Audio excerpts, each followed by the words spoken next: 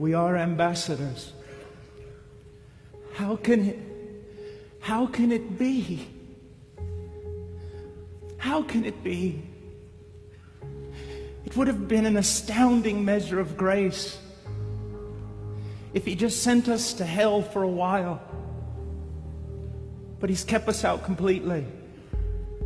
It would have been an astounding measure of grace, an astounding measure, if he would have put us someplace neutral, where no place could be found for us, and just left us there for an eternity. That would have been grace in light of our sin. It would have been inconceivable that he would set us on the same level with angels and make us servants in his court. But he has made us sons. And if that were not enough, ambassadors. Ambassadors of Christ. Not of the law, not of the letter, but of his own dear Son. Ambassadors of Christ. There's such majesty in that. There's such beauty, and yet there is a beauty that is so sharp that it kills the preacher. It has the power to disintegrate his mind and shatter his heart in a million pieces. Oh, brethren, you don't need much. You only need an exalted, a greater, a wider, a higher, a deeper view of Christ.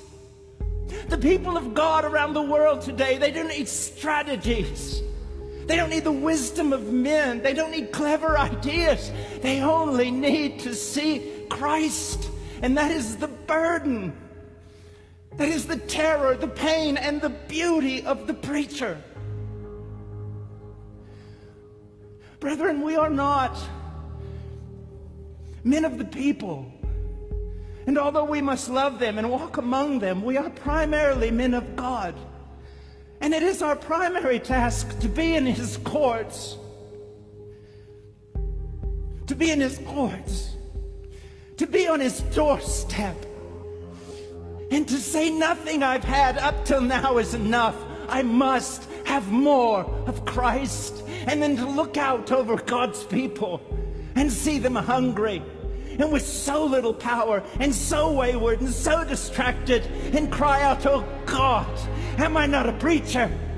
Am I not a preacher? Then consume my heart with Christ, that I might stand before your people, and in the word I proclaim they have a greater vision of him, and in seeing Christ, it is enough. It is enough.